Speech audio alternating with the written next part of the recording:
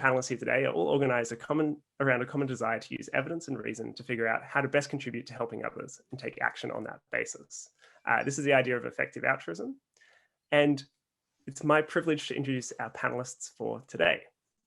So Kate is a former consultant. As an engagement manager at LEK Consulting, she focused on growth strategy, mergers and acquisition, transaction support across a variety of industries. She's currently the Senior Vice President at NJOY, an e-cigarette company whose mission is to make smoking history and disrupt the combustible cigarette industry. Kate co-founded One for the World in 2012 with Josh McCann and served on the board until 2019. We have Jona, who is a consultant from BCG and former Vice President of Effective Altruism Austria. He founded Effective Altruism and Consulting Network, featuring 200 plus consultants from all major consulting firms to help consultants do good strategically. With the EACN, he advocates effective altruism and gives actionable advice on how to invest time and money to optimize impact. Projects include $150,000 of donations collected through circulating the Effective Altruism Donations Guide, EA pitches at several offices, and positioning EA cause areas within key internal and external decision makers. He also took the Giving What We Can pledge and donates 10% of his income to effective charities. Lewis is currently the finance lead at the Centre for Effective Altruism in Oxford, the umbrella organisation which includes CEA, 80,000 Hours, Giving What We Can, Forethought Foundation, EA Funds, and supports the Future of Humanity Institute and other organisations. He oversees $40 million of annual turnover and grant making across the US, UK, and works at the heart of several operations teams in 4 key EA organisations.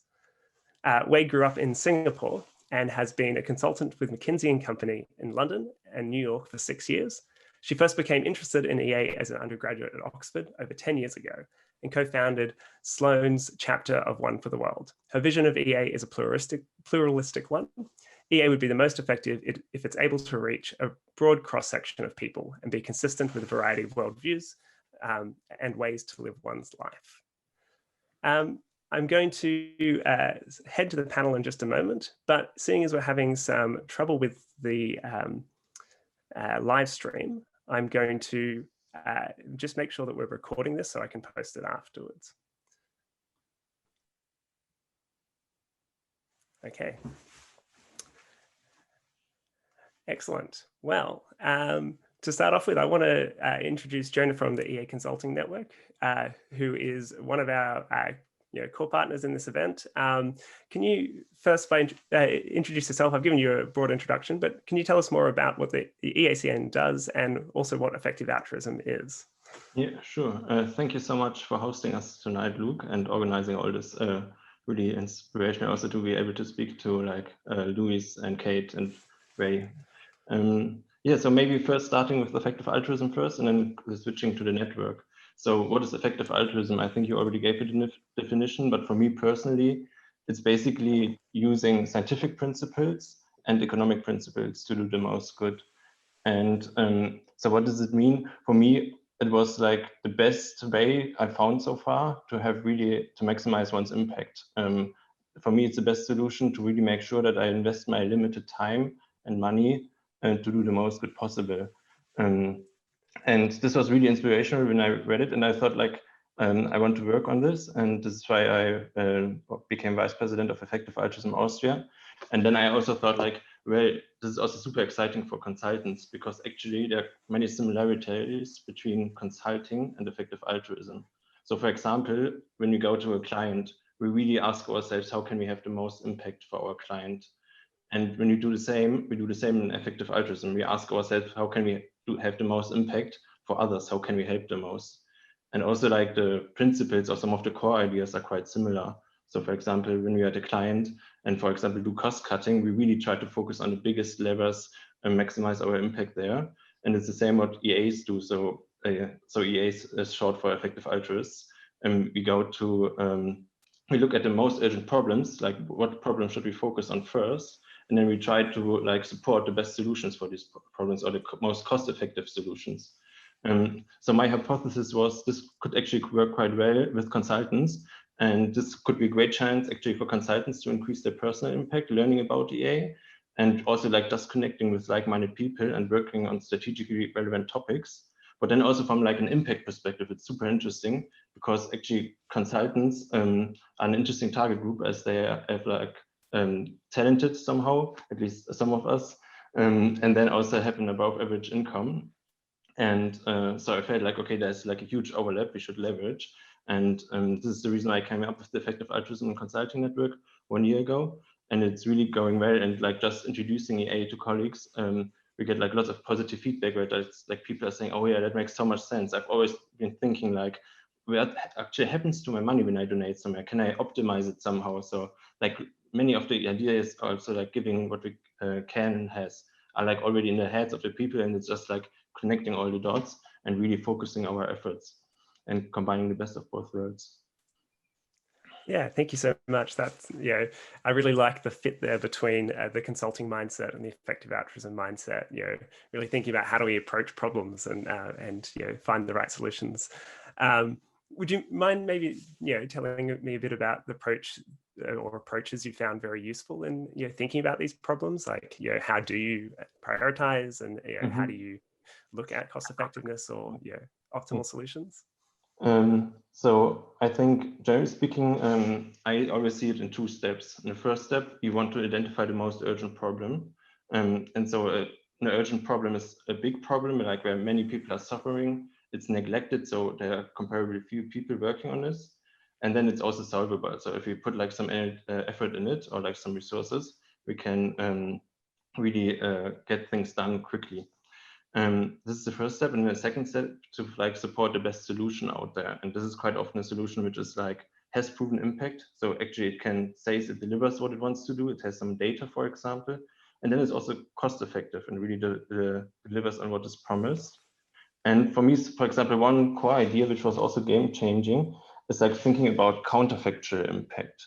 So this is really an EA concept I didn't know about before. When you say, if you imagine like all the good done is a bar chart, and we like in total we do so much good. And then if you think about your personal impact and you want to increase it, you really want to add something to this bar chart. So you want to create additional impact and do something what other people wouldn't be doing normally. So quite often, for example, if I like volunteer in some existing organization, and there would be many other people who would be volunteering, I wouldn't have a big counterfactual impact. I would feel like I would be doing something good, and I would like do something good in the day, but I wouldn't like increase the impact. So I would really try to like add some extra impact there. Or this is also the case for donating money. So if I don't donate this money, like people will simply die on, for example, malaria.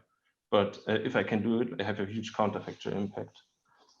Yeah, that's great. I'll start with you, and then I'll take this question to the other panelists. Before we get deep into some of the more meaty questions, I think it would be good to take a step back and start a little bit with the why. So why is social impact and approaching it in this way important to you?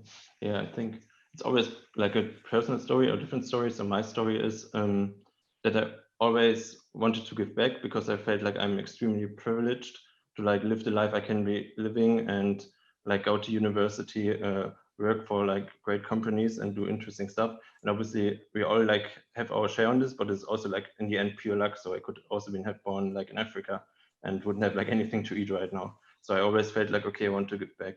And then the second part of the question is why EA?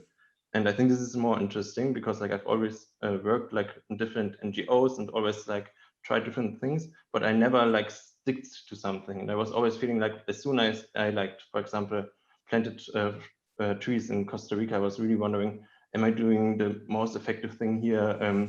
This is really the best use of my time. Couldn't I do anything else? And then I came along EA, and then it all made sense for me because there was like a logic behind it. There were numbers behind it. There was a rationale behind it. And it was really like prioritizing. And this is like the moment where I felt like, okay, this is something I want to work on. This is something I want to support. And maybe I find something better along the journey. But currently it's definitely, at least for me personally, the best thing out there. And this is the reason why I'm working on this and spending so much time on it. Thank you. That's very, very touching to hear. Kate, we might go to you and have the same question, if that's all right. Sure. So what about EA is enticing? Is that? Yeah. No. Why for you? Why are you driven to have a social impact, and why are you approaching Okay. it, with these principles? Sure. So very similar to Jona, I did feel like it was complete luck that I was born in America in the 1980s, right, when women had the right to vote, and where I had immense privilege, and I could have just as easily been born elsewhere. And I've always had that feeling my whole life, but I didn't know what to do with that feeling. And then when I read Peter Singer's book, The Life You Can Save, which is a foundational book that explains the EA movement quite well, that it was a light bulb that went off, and I said, this makes so much sense. This encapsulates my thinking about the world, of how it is luck, and how we have a duty to one another to really help if we can. If it would not materially harm myself to help someone, I have a moral obligation to do so. And so once I read that book, there was no turning back, and I co-founded One for the World with Josh McCann. I feel like it's really the least I can do is to give some money and some time, and it actually, in a selfish way, makes me feel less guilty for not dedicating all of my time to this, right? Because I think I used to daydream and say I should volunteer and go live in Africa and tend to people, and that could be my full-time job. And I realized I can actually be even more effective by giving money and having a high impact career and giving a substantial portion of money, and also working with other people in my social circle who are in similar situations of privilege, and can also influence them to give their money. So it would have a multiplying impact in this role that I've chosen. So excited to be here, and hopefully that is some interesting perspective. Yeah, thank you.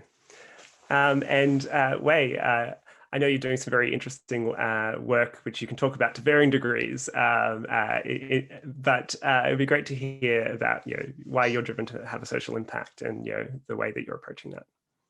Yeah. So I guess like in a similar vein, I think two reasons. So I think one is like really the concept of like fairness and justice, right? Like the idea that we live in a fundamentally unjust world. And what is like some small contributions that we can each make to rectify that. So I think that's one.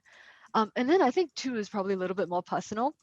So in terms of how I would like derive meaning, right? So I think we derive meaning from a variety of sources, from like playing with my dog and like family and like intellectually interesting things. But I think another source of meaning could be like kind of contributing to the global community at large. So I think that's something else that attracts me about effective altruism, is like the idea of like rectifying injustice and promoting some sense of fairness. But then also secondly, I do very much like the idea that it's in a sense it's agnostic between like kind of people's origins, right? In the sense that I mean I think it is also valuable to have help people in your community, but I think EA also in addition promotes the idea that you could like help people who like can benefit the most, like regardless of your connection to them. So I think that's something that I also like. And I guess as someone who has like lived in different countries and been an immigrant myself, I guess I could also like see the connection of like like valuing humans at its core, regardless of your connection to him or her. Yeah, so I think that would be like the motivations for social impact. Yeah, thank you. Lewis, what drives you to have a social impact? And cool. Yeah, thanks for having me on, and thanks for the introduction, Luke. Really interesting to hear everyone's stories. I guess for me, I was originally thinking about being vegan and kind of animal welfare, but I was like, should I be recycling? Should I be saving the animals? Or maybe the climate, or maybe poverty? I was just like, how do I work out what to do here? The optimization problem I'm trying to solve, I don't even know what the metrics are. And what EA to me is, it's like a community of people who are all trying to think about these questions. And so what Jona was saying about how he thinks of EA and this point around neglectedness, I think I probably actually disagree with about half of Jona's points. But what we share is like use of reason and use of evidence. And I think we could have a productive conversation about what points do we agree on, what points do we differ on. I suppose for me, like I work right in the heart of the beast. I'm at Centre for Effective Altruism, which runs EA Global. We do work with FHI and Forethought and Casco and all this stuff. And what motivates me to have a social impact personally is, I think, sort of intellectual interest and a feeling that, yeah, things are unjust, and also that the sort of the position of humanity is quite precarious and unstable. And this is something that initially drew me to thinking about work on climate change. And then as I went down into the rabbit hole, I was then thinking about nuclear war, and then thinking about pandemics back in 2018, before it became cool and everyone started working on pandemics, which obviously we're all doing now. But these have been some like areas that seem really important because they're like big things that can go wrong. And then how can we make those things being safer? So I think the sort of catastrophic risk is an aspect that I personally find really intellectually fascinating and feels very pressing as a thing to work on. But I think that there's lots of different motivations people could have. It could be thinking about injustice, as some others have talked about, Weige and Jona and Kate, or yeah, it could be a range of things. And I think what's great about EA is that it exists as a space to have all of these different discussions. Yeah, thank you. So we're going to go through in a bit of a structured order now. It would be good to start with, how can we do the most good during careers in consulting? So it would be good, I think, Weige, if you could maybe take the first, first question here. So we're looking at both your time and with your money. We'll start with both your work time and maybe volunteering time as well. Yeah, sure. So I guess for me, it's been a journey. So I signed like the Giving What We Can pledge like back in college. So I think donations is certainly like a part of it, but I think it's become more like pressing to me over time that I would like how I spend my time at work to also like be kind of targeted at having more social impact. So I think over the last like year or so, I've looked to like focus on more socially impactful areas in consulting. So I initially actually looked at healthcare. So I took the opportunity to learn a lot more about the US healthcare system and in all of its glorious complexity. But then also secondly, more recently, the last half a year, started looking at climate risk and doing research in that area. So to me, that's a very meaningful area. Also because, so I think like social impact can mean different things to different people. And I do think that it ties very much to your personal preferences as well, because there are some people for whom like, like doing social impact is very tied to the idea of like personal service. And I think for me personally, like social impact is like tied to like kind of being in a position to like meaningfully influence strategic decisions.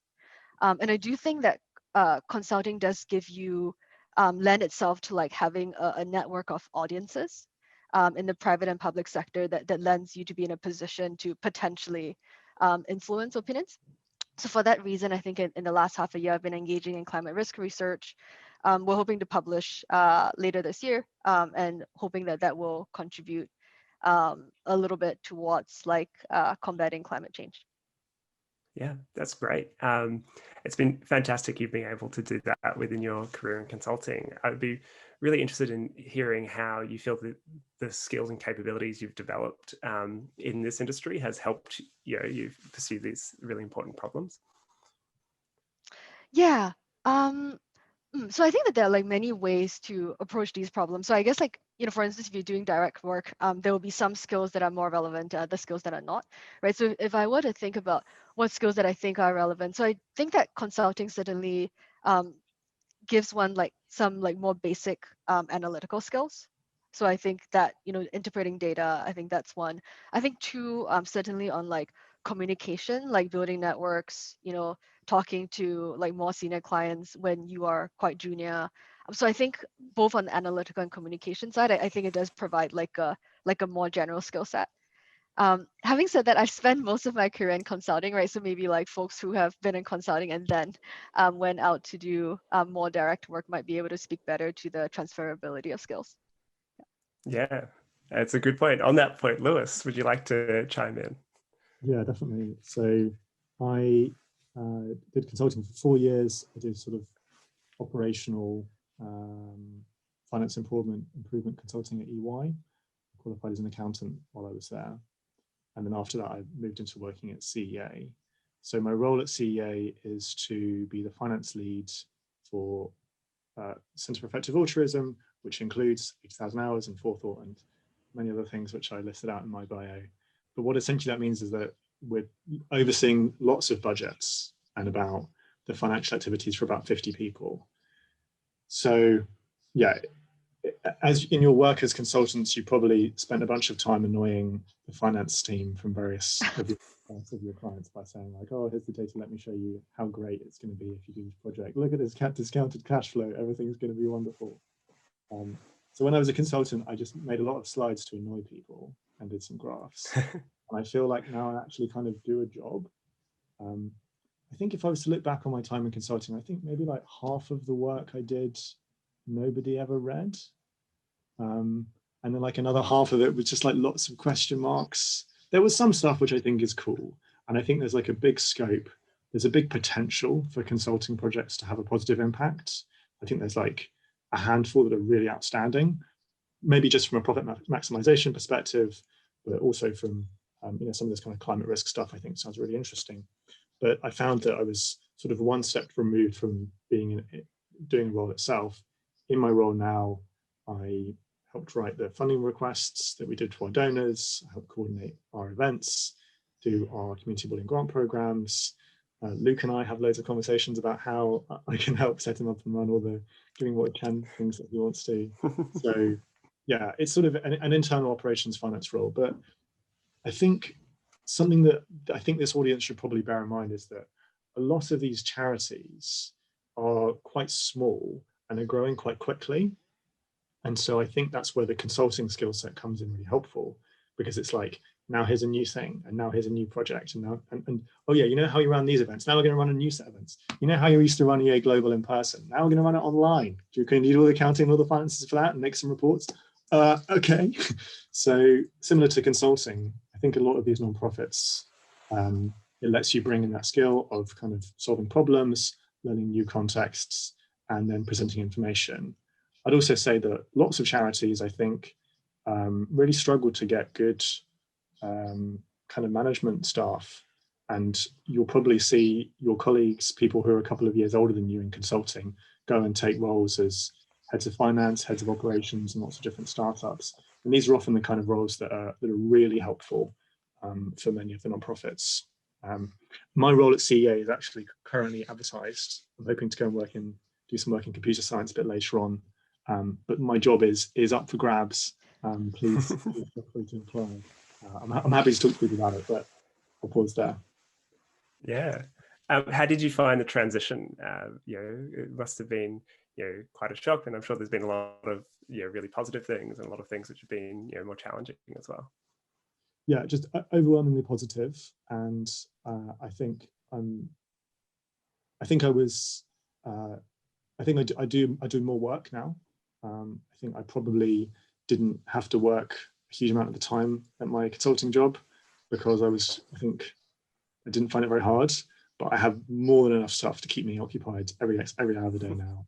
So I have a load more work to do, but I enjoy it a lot more.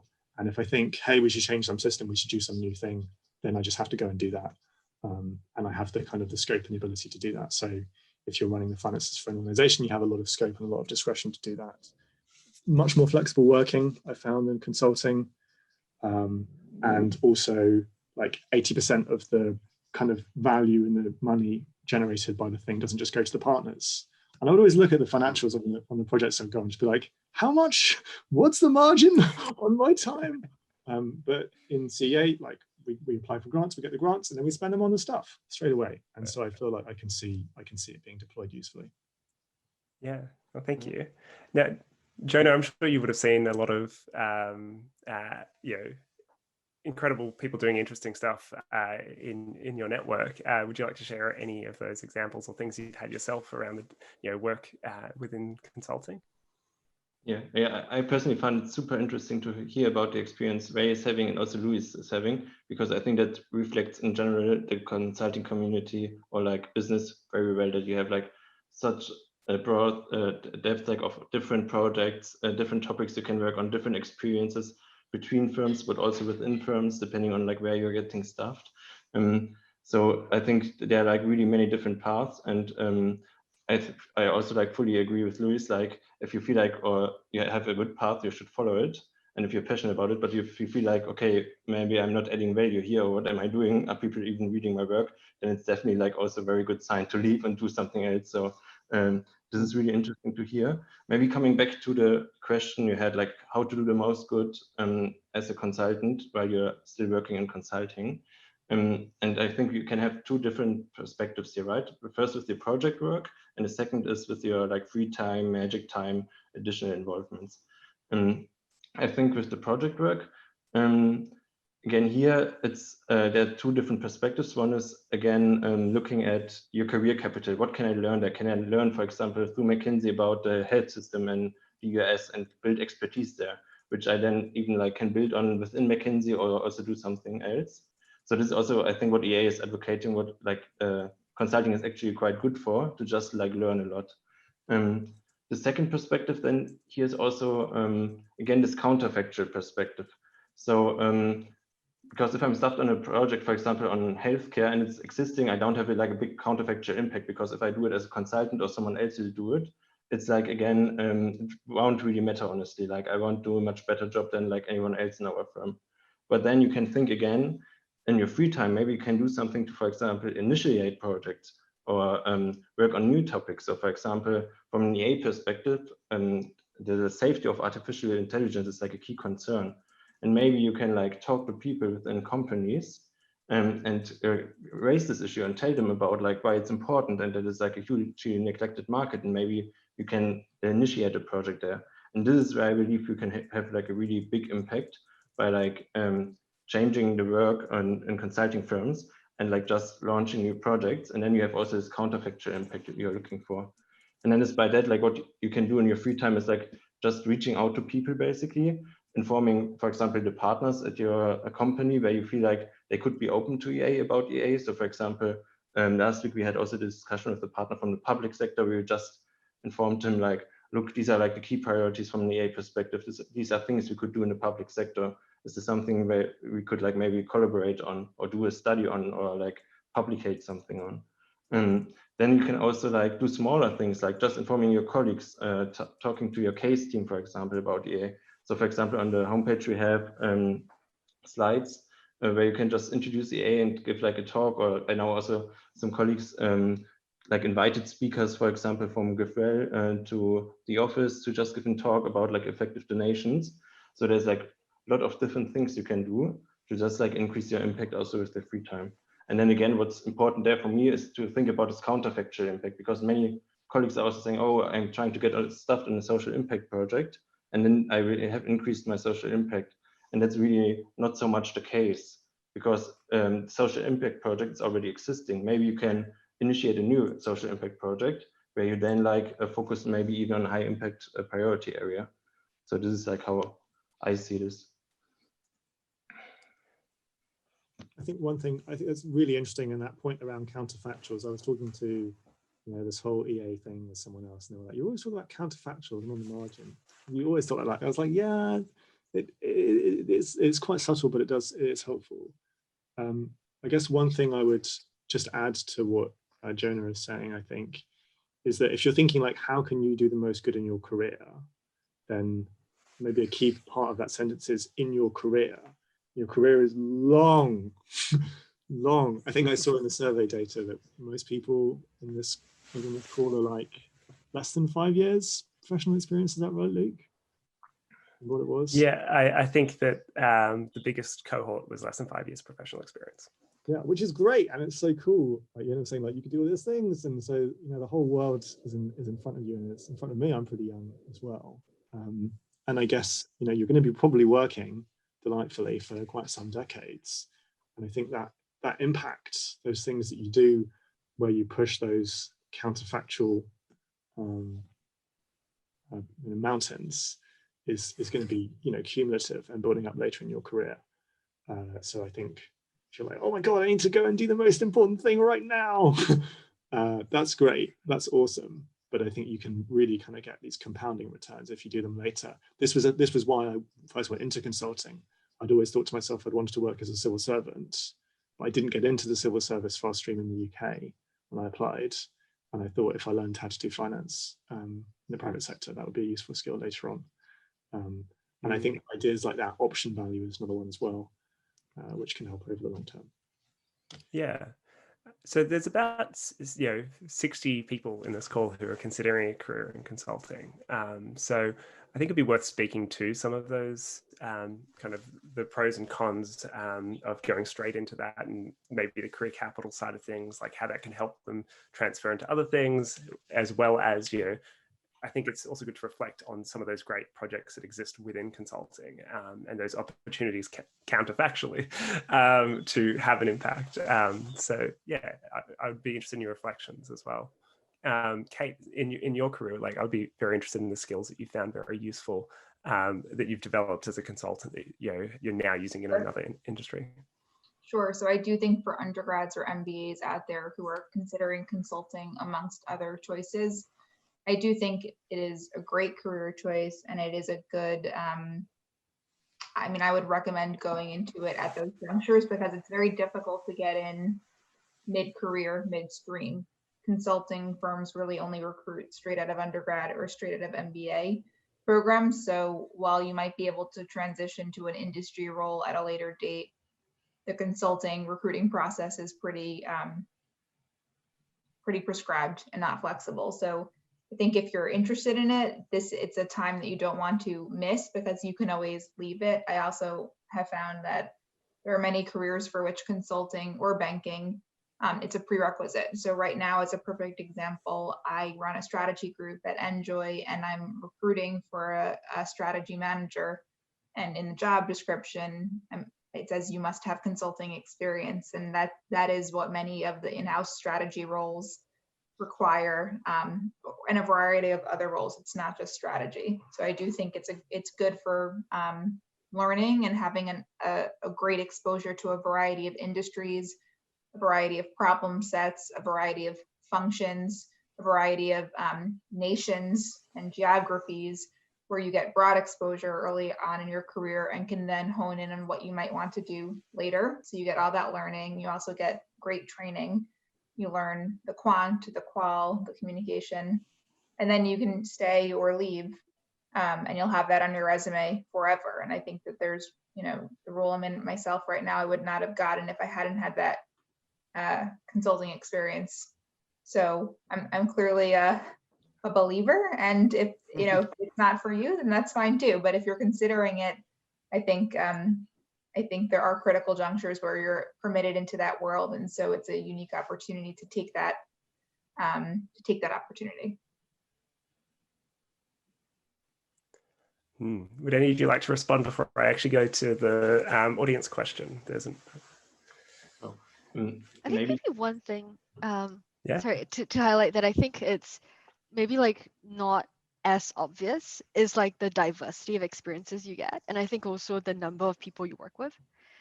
Because consulting tends to be set up in terms of project teams.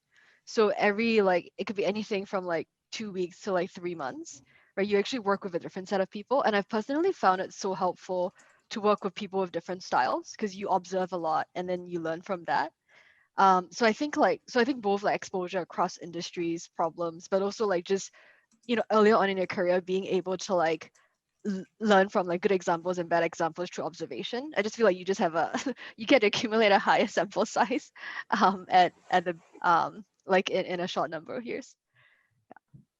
Maybe just adding to what has been said, I think it really depends in the end, like what's like your personal situation. If you're like really don't know what to do, want to try different things, just like build skills, and for example consulting is great. If you already know, like I want to work on AI safety, then maybe it's better to like do the direct career path. So I think really 80,000 hours, I hope I'm not stating the obvious now, is like a great resource where they have like a great structure, to really guide you through this decision. And I think just like working along the structure and like figuring out your options is like probably the best way. And there's really no right or wrong answer. I think it can definitely be impactful. I think it also depends highly what you make out of it. So for example, if you join Effective Altruism Consulting Network, you can obviously boost your impact and really work on great stuff and try to increase your counterfactual impact especially. But then, like I said, I think there can also be like options which might be far more attractive, like doing a PhD, for example, on some high impact project where you like just learn a lot more content-wise than you would be doing consulting. So it really depends. And I think it's just about having like a structured process and like trying to look at all the perspectives from different angles and not like having like a very spontaneous decision or like yeah, just fairing because like Jona or Weige was saying consulting is good or Kate, you should do it. I think it really depends. Yeah. Yeah, thank you very much for that. The other thing I'll say is we're going to include links to things like 80,000 hours in the follow-up email. There's also the concept there of personal fit, I think, is something that often is quite important as well. I'm going to go to one of the people in the audience to ask a question live. We'll see how we go with this. Daniel, you've been invited up to the stage if you would like to ask the question live. Oh, poor See him. how you go. Probably just preparing dinner or something. If not, I'll give you another few moments. Oh, he's here.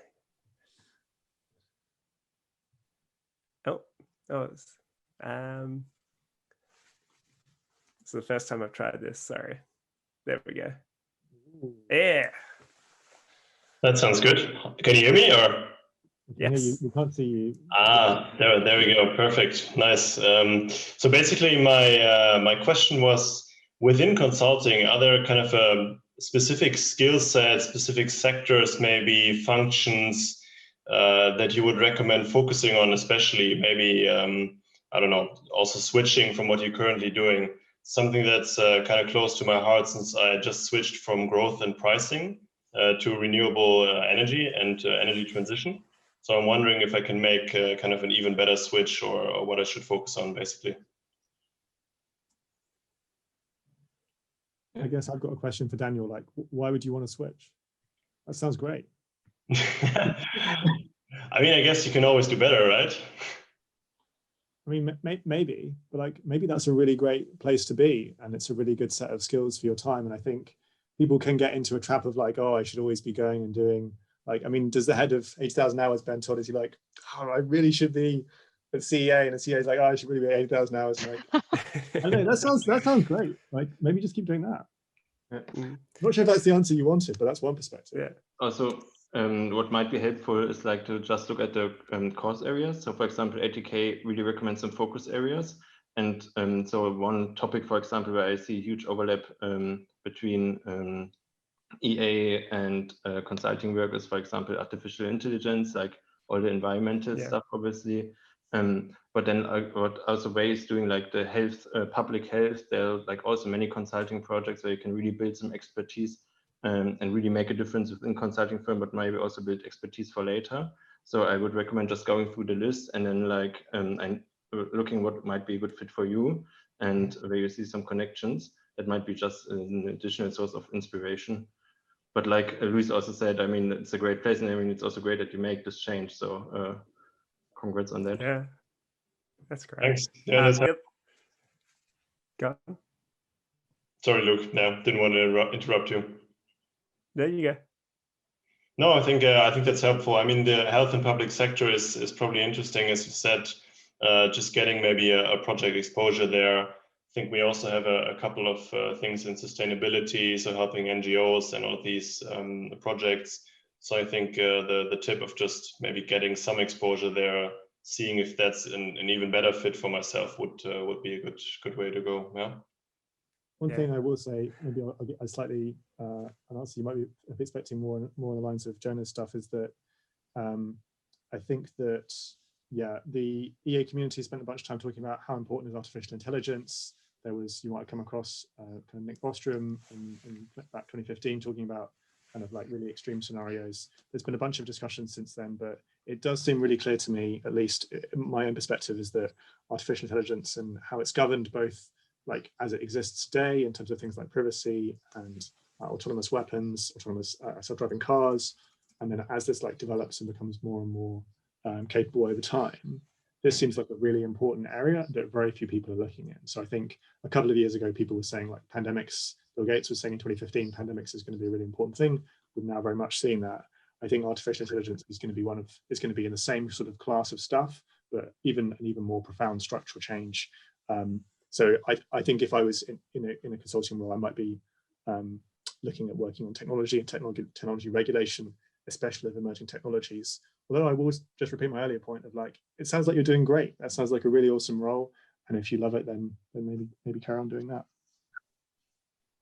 Great, thanks a lot.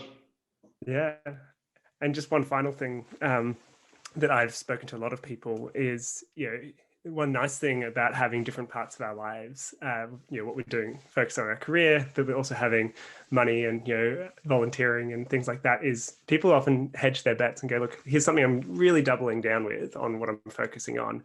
It's something I think I'm in a really good position to do right now. And I think it's a good counterfactual impact, but I still care about these other things. And so here's what I can do in the rest of my life. I can donate here, or I can use my social capital here by making this introduction to someone, or I can, volunteer by writing an op-ed or something like that. It's really good to see that people have different routes to make impact. So your career is super important, but also it's not your only thing. Just going to go to one more live question. We've got way more questions I'm going to get through in the next 10 minutes, but we will go to one more live question, which is with Paul Martin. Thank you, Daniel. I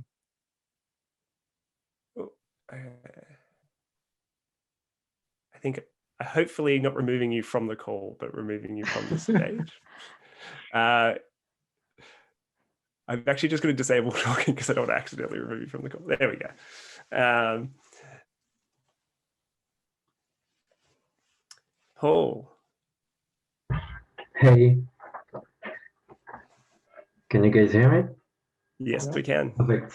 Okay, so my question was, I'm just finishing my engineering school, and I will be starting at BCG in a few months. And I was wondering how to handle, as a junior who just began a consulting career, how to handle a project that I think will have a bad societal impact. So should I just refuse the project, and should I try to take it? And as a junior, I don't think I have much leverage, but should I try to change it a bit, or just do it as everybody is telling me to do, because somebody will do it anyway? Maybe I can take it, as I understood it's like also you're starting at BCG, so the answer is quite clear there. Speak up if you believe it's not like it's harmful, then you should definitely speak up and say you don't want to work on this project and raise your concerns and make the point where you don't believe it's a good project or where you shouldn't be working on it as BCG. So there are like lots of internal mechanisms to like raise your concerns, also anonymously, and also get advice, like maybe also how to approach it and also like how to play it, because obviously you're new in the beginning. Honestly, also just reach out to me once you started and once you're in the situation, and we will figure out how to play this best, because this shouldn't be the case. And I know like there are many mechanisms in place to avoid these projects, and it shouldn't happen. So just speak up, raise your voice, reach out to people, reach out to your office leaders, mentors, to other people from the EAM Consulting Network, and this shouldn't happen. And it's also like, then there are also like some areas, for example, which are a little bit more gray, I would say, where also like some people just have personal issues. For example, working for the meat industry could be one example. And then it's also always your right to say, I don't want to work on this project. I don't think that's, I don't want to support, like for example, working in the meat industry. So that's always your right, and no one can hold it against you. And if they do, you should again speak up. Okay, Thanks very much, Jona and Paul. So nearing towards the end of the event, what I want to do is encourage people I've just put in the chat the links to the EACN Facebook and LinkedIn groups. I think that many of these questions would be really good to start the conversation there as well. I'm sure there'll be a lot of people with some really good input to give. What I'd like to go around to each panelist and ask, what are your main calls to action? Like, what would you say that, people on this call, what would be most helpful for them to go away with, and the things that they could do next? I might start with Jona, if that's all right. Yeah, sure. Maybe 3 things I would recommend doing after this call, or also during, as your consultants want to be consultants and want to be efficient. I think the quick win is really just donating some money, because it's an absolutely quick win. It will cost you like minutes and can change like thousands of lives. So this is something everyone can do. It doesn't have to be like thousands of euros, but like just getting started and informing yourself. And I mean, we have like many great organizations even here where you can just get informed. So I think this is something everyone can do. And even though like if it's just 20 euros, just getting informed, getting into the habit of it. I think the second thing you can do for yourself is maybe just block 1 hour from this on the weekend for yourself. And maybe you have been discussing on some topics which raised your interests, or you want to follow up or watch a TED talk on effective altruism if you haven't heard about it. So I would just like invest 1 hour at least for myself and just follow up on something you found interesting. Also just shoot us a message if you're interested in discussing anything. So just following up there is the second advice I would give. And the final one is like actually joining the different groups, joining the different networks, like for example, 1% for the World or the Effective Altruism Consulting Network. Just try to also surround yourself with people who are like-minded, who have a similar set of values, and just to stay in touch there and see what opportunities arise there. So 3 points. First one is donate. Second is just get informed about what interests you. And then third, like find your community, build your community. Thank you, Jona. Anyone else have some final calls to action they'd like to share? I have takeaway points. Yeah. So I agree with everything that Jona said, especially to donate. That is a no-brainer.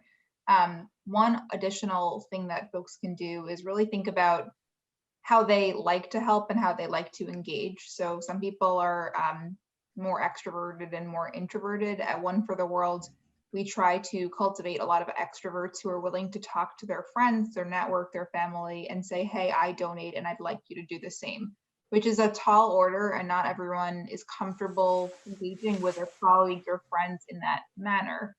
I actually tend to be more introverted. And so as an introvert, I do try to think of other ways that are more subtle of engaging, whether it's, I know that we need a social media expert and I feel comfortable asking someone for that. So whether it's asking a friend to help with subject matter expertise, or whether it's asking, a significant other or friend for my birthday, I'd rather have a donation, don't buy me anything. It's a more private way of asking for help than just going out on social media and broadcasting to the world that I want everyone to do X, Y, Z. So I guess my takeaway is donate, and then also think about how you like to engage and make that broader impact, and then do what is making sense for you.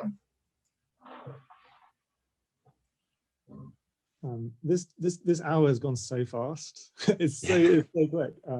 I'd be really happy to continue the discussion, and I'll be active in those other groups. I guess my 2 things, I think all those suggestions sound great. Me personally, my thing number 1 would be like reach out to another person who's involved in EA in some way. I did this with a guy who I met at a house party when I was about 12, and he was 14, and I thought he was really cool. And then about a decade later, I'd added him on Facebook when I was 12 because I thought he was cool, and I was like, hey man, you like EA? And then we had this whole conversation, which was great. So I guess reach out to somebody and build those networks. That sounds great. I think donations can be great if that's a thing that motivates you, and you can find an organization that you think that pulls you and motivates you in that way. My one maybe slightly unusual choice would be I really enjoyed reading Nick Bostrom's website. He has a load of different articles on lots of different topics. nickbostrom.com. I'd say that was the kind of biggest thing that changed my mind on lots of topics. thanks everybody for attending. Thanks a lot, Luke. Yeah. Any final closing remarks, Weige? Yeah, great. So I guess like my overarching thought, I mean, so I agree with everything that everyone has said so far. And another overarching thought is like to think structural in addition to thinking marginal. So what I mean by this is that yeah, there's often an emphasis on like what is marginally the best thing you can do right now. But there are also many problems in the world that is structural, right? So for instance, to I think it was Paul's question. So like it doesn't it's not the best, right? If let's say we give away a lot of money, but at the same time we don't speak up when we see like unethical like decisions in business. So I guess what I mean is that it's also about like bearing in mind like the structural issues in place and like speaking up to that in addition to doing the things that are good on the margins. So or rather there are like the marginally best things to do at this point in time. So I think that's one. And I guess a second thing also like under the theme of like structural versus marginal, like I agree with the point that like your career is long. And your life, I mean, depending on your priorities, might also have a lot of other important things in addition to EA. So I think it's also worth thinking about, you know, what are the things that really interest you, right? Like maybe like research into AI sounds great, but does your personality really fit well with someone who would be doing research the whole day, right? So I guess like there's also these questions about like how to like sustainably work EA into your life such that it helps your life be like richer, more meaningful, and therefore more sustainable for you. And thinking about your life like in a more holistic manner. Yeah, thank you very much. Well, I want to say a big thank you to all the panelists for taking an hour out of their day and providing the fantastic insights. And thank you for everyone for coming today. Two final things that I would just like to mention is one, I think that one thing that unites everyone here is this it's a desire to make a social impact, and that this is framed as a question. It's like, how do we do this? And that, the fact that people are exploring this question is a really important thing, and that there isn't, so far a solved set of answers that applies to everyone. So that's why things like you're reaching out to, say the EA Consulting Network, if you're looking at some, advice in that context, reaching out to someone who's ahead of you in your career. If you're looking at donations, we've got, Giving What We Can and One for the World. These conversations, progressive, and as we find how we make our impact in the world, it's an exciting journey. Unfortunately, we've come to the end of our hour. I'm